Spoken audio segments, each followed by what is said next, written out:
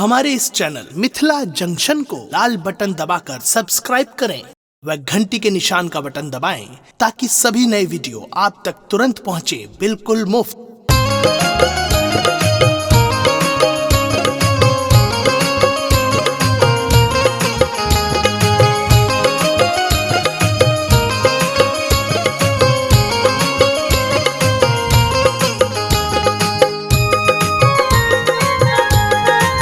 अपने सुन रही थी गंगा कैसेट की प्रस्तुति।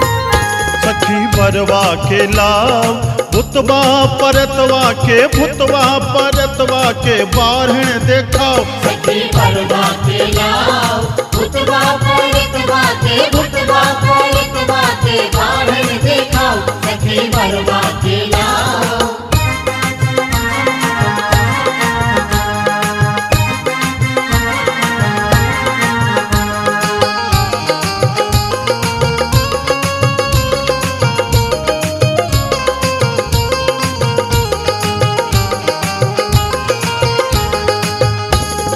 सखी सब कहन कने सांप के भगाओ। सखी सब कहन कने सांप के भगाओ। जाटा में गंगा छत पहिने नहाओ।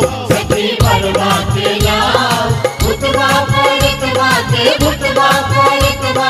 बारहण देखाओ। सखी बरवा के लाव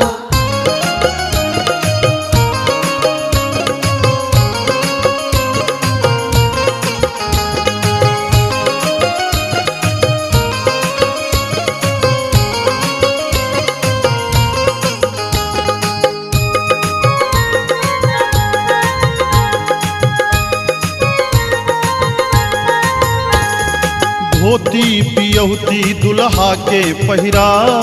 धोती बियौती दुल्हा के पहिराओ। जट्टा के सीट भाल चानन लगाओ। सखी बरवा के लाव भुतवा परतवा के बारहण देखाओ। सखी बरवा के लाव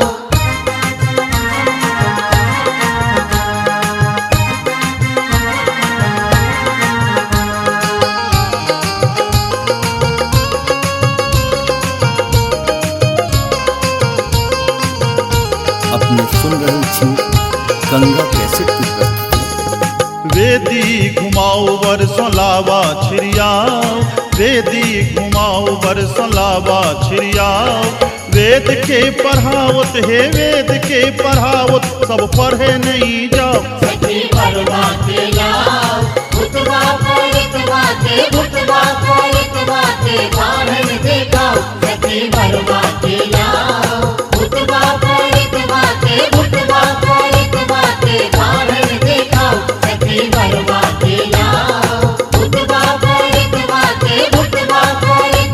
के बारहण देखाओ। सखी बरवा के लाव भुतवा परतवा के बारहण देखाओ। सखी बरवा के लाव। हमारे इस चैनल मिथिला जंक्शन को लाल बटन दबाकर सब्सक्राइब करें व घंटी के निशान का बटन दबाएं ताकि सभी नए वीडियो आप तक तुरंत पहुंचे बिल्कुल मुफ्त।